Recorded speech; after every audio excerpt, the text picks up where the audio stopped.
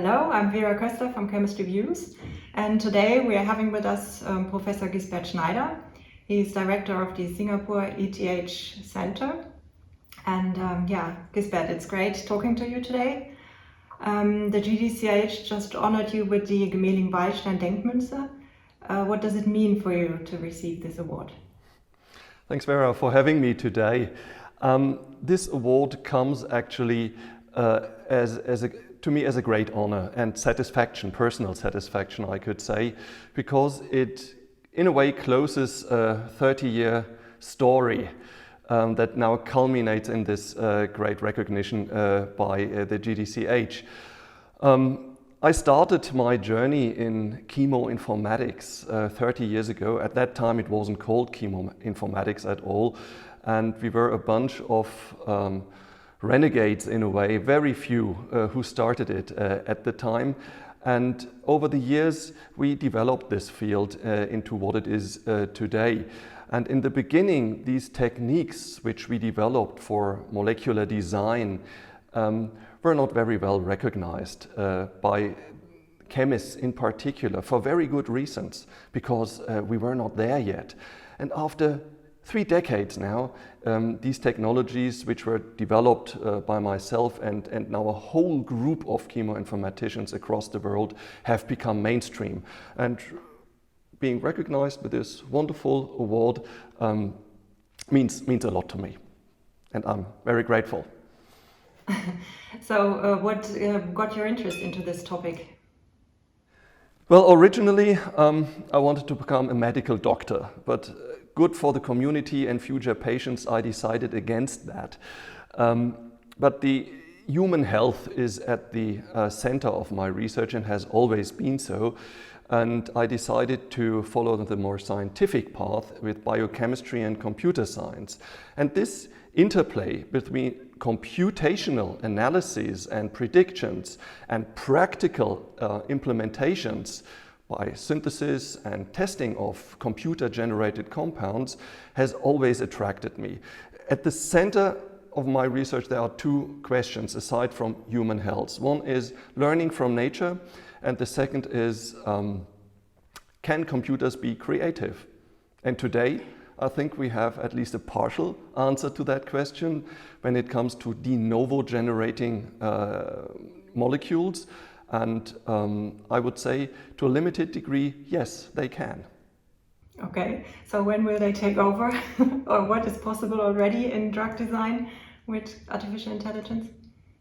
Yeah, we have developed together with our colleagues across the world what is known as generative artificial intelligence. Generative AI means that a computer system generates or designs new molecules in our field, new molecules which may come as a surprise to the medicinal chemist.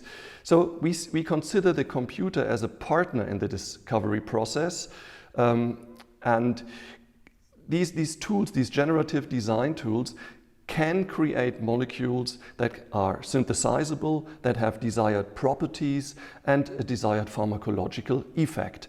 And in this regard, they augment the creativity of the human mind by rapidly sieving through billions and billions of potential solutions and suggesting the one or the top 10 candidate solutions.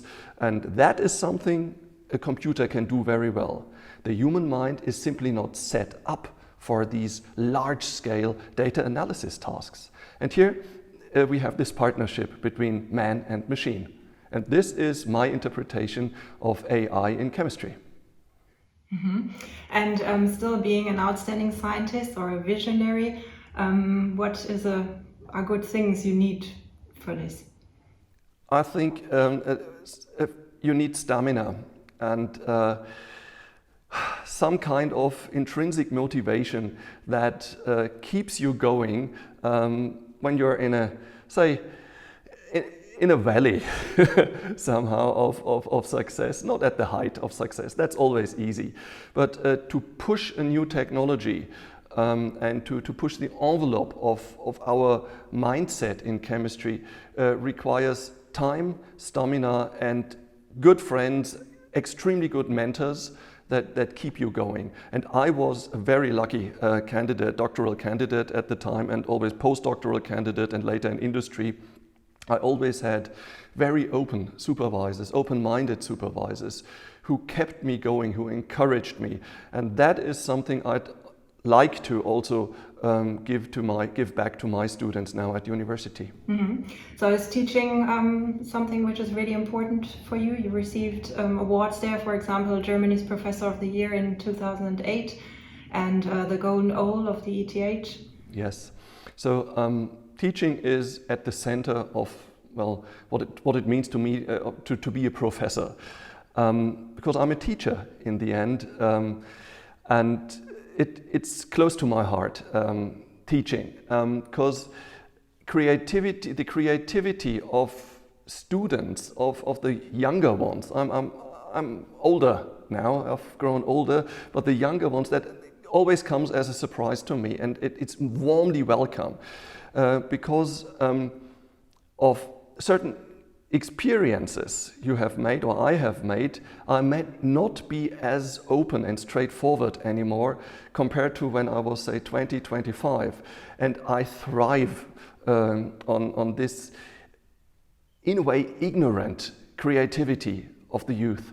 And that is something that gives something to me. And I receive energy from teaching. And this interplay during a lecture, during a seminar or a practical class, I hope is quite encouraging for everyone. And there's another field you're very active in, like you are co-founder of the journal Molecular Informatics, and you also wrote lots of textbooks in drug design. What is your motivation there? To me, writing up scientific documents like scientific publications, papers, books, helps me focus. If I'm able to write down what's in my mind, then this process helps me to gain knowledge, to think about new ideas and concepts. And if I'm able to convey that to a public, to an audience, then I know I've understood something. Mm-hmm. But founding a journal is a bit different. I mean, it's not that you're writing yourself. Yes, at the time, that was almost 20 years ago now, approximately, there weren't too many journals that were focused on chemoinformatics, a handful maybe. And we decided, together with Wiley Publisher and colleagues, my peers actually, to found this journal where we have a forum to disseminate this field of artificial intelligence-driven chemistry, AI in chemistry, which was quite difficult, not extremely difficult, but quite difficult to publish in the more established journals at the time. Meanwhile, molecular informatics has become a flagship of the whole field, and I'm very happy to see that. You need a forum, and this is why you need to publish. Mm-hmm. And if you would have to give students an advice, what would that be to succeed in their work, and maybe also, as you said, to continue when there are kind of downhills during your work? Listen, accept advice, keep true to your own ideas, and don't do it alone. Don't go the whole path that lies ahead alone. Because as a team, either within a work group or with your peers, even across the world, which is possible now because of these video interaction we have, as a team you have a sounding board. You can challenge others and be challenged, and to do this as part of the scientific process, that is something that truly helps.